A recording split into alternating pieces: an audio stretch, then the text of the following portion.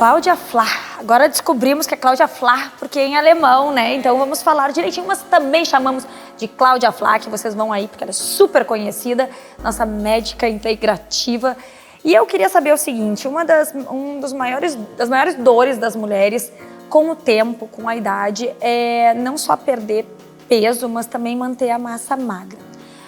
Como fazer isso, ainda mais assim depois dos 40 anos, né, doutora? É possível sim manter a massa magra e também otimizar a queima de gordura mesmo depois dos 40 anos.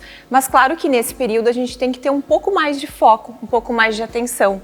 Cuidar principalmente com alimentos inflamatórios. E quais são esses alimentos? Açúcar, laticínios, alimentos ultraprocessados. A gente percebe a diferença de quando a gente é mais jovem, a recuperação do nosso corpo é muito mais rápida. Por exemplo, se a gente vai ingerir um fast food, não sente nada. Depois dos 40 anos a gente já sente um pouquinho. É a mesma coisa assim, uma noite mal dormida. Quando a gente é mais jovem, a recuperação é super rápida. E depois dos 40 anos não é tão fácil assim. Eu tô super me reconhecendo em tudo que tu tá falando. Então isso a gente tem que observar um pouco mais. Sabe que eu tenho o açúcar eu consegui cortar de quase totalmente, mas os laticínios eu tenho muita dificuldade. Esses alimentos hoje sem lactose, eles de fato funcionam? Eles são alimentos assim, o leite, por exemplo, o leite sem lactose, ele continua sendo o leite. Para quem tem uma tendência maior à inflamação, às ites, por exemplo, ele vai fazer mal igual. Para quem tem intolerância à lactose, não vai fazer mal porque ele vem com a enzima que facilita a digestão. Então, do ponto de vista de inflamação, dermatite, cistite, rinite, na verdade, os produtos sem lactose não funcionam. Não, ele continua sendo um alimento inflamatório. Tá. Bom, tudo bem, vamos ter que lidar com isso depois. Isso. E o glúten também entra nisso? Também entra. Bom, mas graças a Deus hoje tem muitas possibilidades, né? Tem. E também pensando em manutenção de massa magra, é muito importante ter um consumo adequado de proteína ao longo do dia. A gente tem opção hoje de suplementar a proteína. O whey protein, a proteína do colágeno e até mesmo as proteínas vegetais, porque o músculo ele precisa dessa recuperação.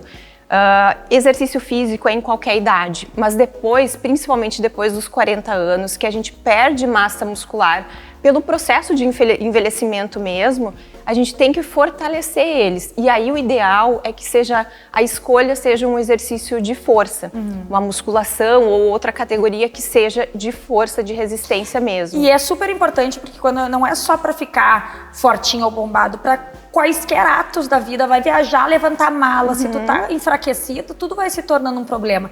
Nesse caso daí, proteína é não só ovo, frango, o que são as proteínas vegetais?